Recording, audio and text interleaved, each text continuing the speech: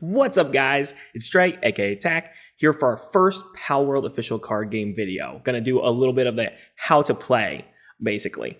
So, kind of jumping into the game, you're gonna need a 50 card main deck. That's going to deal with pals, lucky pals, structures, gear cards, and event cards. You are limited to a maximum of 8 lucky pals, and the maximum copy you can have is 4 copy per card. You'll also have a 10 card side deck, which is the soul deck. That's basically your resource deck.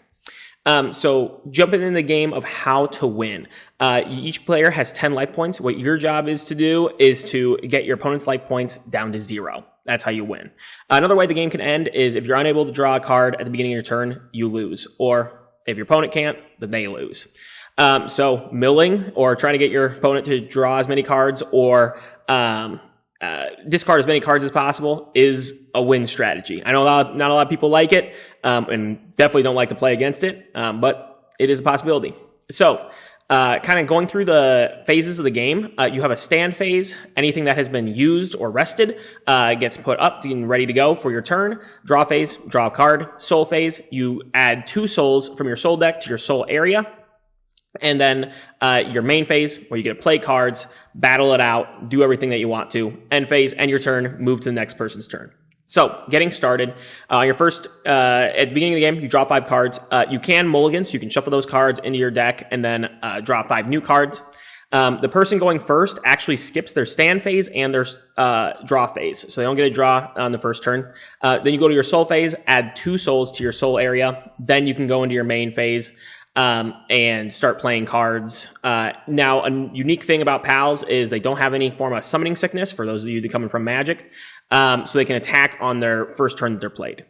Then you go into the end phase and pass to your opponent's turn. The person going second actually gets to start their turn with a soul in their soul area already. So when they go to their soul phase, they actually get to add 2 more. So they're going to be running on odds, while the person going first is going to be running on evens. Each soul phase, you get to add 2 souls until you're at a maximum of 10. That's for both players. And then they also get to draw on their first turn as well, the person going second. So let's jump into the cards. You've got your pals. Your pals are the main focus of your deck to be able to attack your opponent's pals, attack your opponent's structures, and attack your opponent. So they've got a couple values. Top left value is how many souls they cost to be able to be played. Every card has that value at the top left. Then they have a power and a strike. Power is how much damage they do to other pals, and strike is kind of unique. It's how much damage they can do to the player. Usually, like as a single, just a single number, like their power is 300, strike 1, that kind of thing. Now, when you have a pal strike your opponent or attack your opponent, your opponent gets a little bit of a rebuttal. It's kind of a unique thing where they can draw cards from the top of their deck equivalent to how much strike damage you do. And if they get a lucky pal, which has a little symbol in the corner, then they actually get to negate all that damage. If they don't, then they take the damage. Either way, they have to discard all the cards that they drew in that manner. So it's kind of a unique mechanic. I've never seen a rebuttal mechanic like this in a game before, and I think it's really, really cool. I'm very excited to actually get to play the game and then see how it feels in that manner. So that's kind of how pals interact with your opponent directly, but also your pals can attack other pals.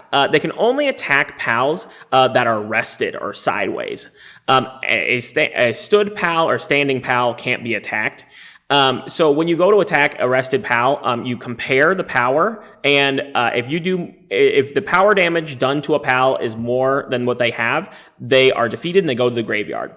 Now, there's a weird thing with damage. Damage remains when attacking a rested pal. So say you have a 300 power pal attacking a 200 power pal. Your pal still takes 200 damage. That damage stays until the end of your turn. So you just got to be careful. It's almost like it lowers your pal's health, but the pal's damage and attack power stays the same.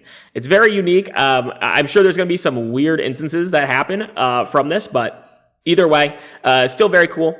A stood pal can actually block an attack or redirect an attack from another pal or yourself, but they have to be stood and on your opponent's turn, of course.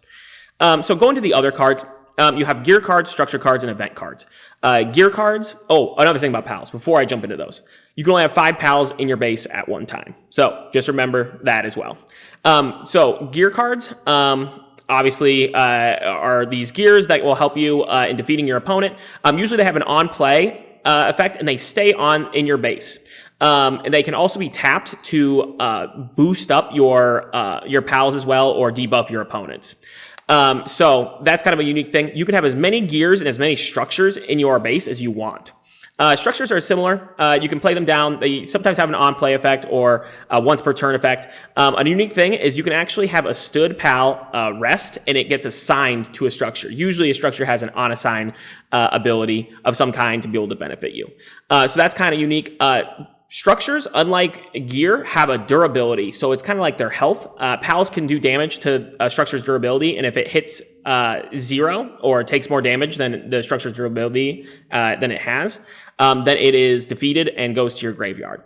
Unlike pals, it does not do any reciprocal damage, so you can just attack structures without worry of damage to your own. Event cards are kind of one-time use cards. They, play them down for their soul cost, and then do an effect. Once that resolves, discard it. That's about all there is to event cards. They're still very, very powerful and very, very unique. Now, lucky pals. I said earlier, you're only allowed to have a maximum of 8 in your deck. They are pals that are usually either super, super strong or have really crazy abilities. So you want to be able to pick and choose and make sure that you pick the right pals for your deck. And so kind of jumping into abilities, there are several different abilities, for different pals, different, cards. Sometimes they'll have an act where you have to activate that, ability. They'll have a continuous where it's always in action, if the card is in play. Or they'll have something like, auto, where if you play the card, it's, gonna automatically, activate every turn, that kind of thing. And then they also have keywords like turn 1. That means you're allowed to do it once per turn, or they have the ability quick, and they can be played on your opponent's turn as well. Some of the unique aspects of the game are also with the souls. They actually have some text on them. They have an ability. You can tap 3 souls to draw a card.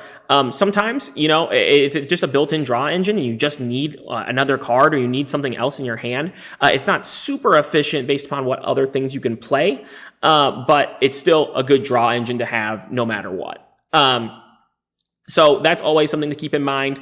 And then there are some pals that have abilities that reduce opponent pals' power. This is not doing damage to pals, but say you have a pal that reduces an opponent's pal by 1,000, and your pal has 700. So now they have an effective negative 300 power.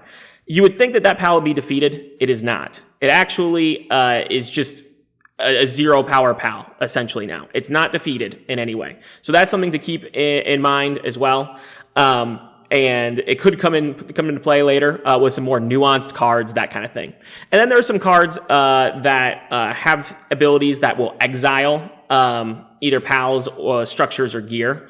So just make sure to pay attention to that. When they're exiled, they're unable to be returned unless the card that did so gives them some kind of return feature.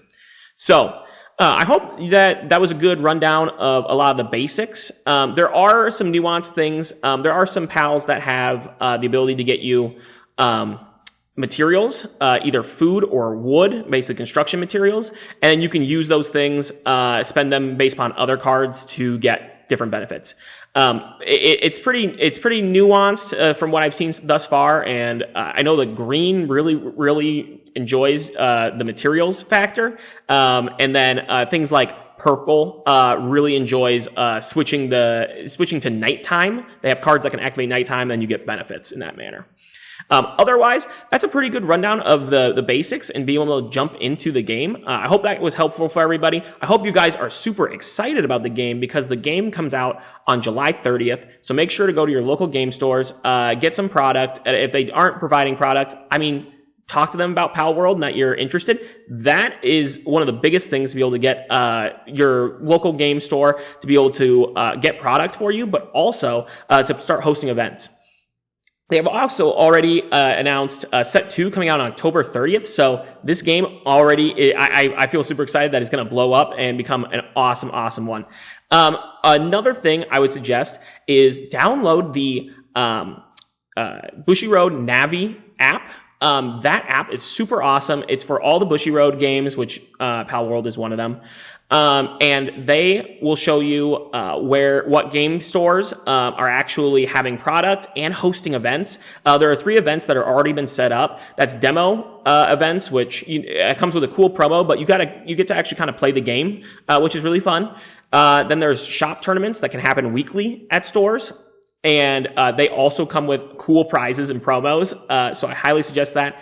And then grand release tournaments, which come with a bunch of awesome prizes. Later on, they'll have Challengers Cup and the Worlds Tournament. So I hope this was helpful for you guys. If you make sure to like the video, subscribe, hit that little bell so that you don't miss out on any future content. And I hope to see you next time. Peace.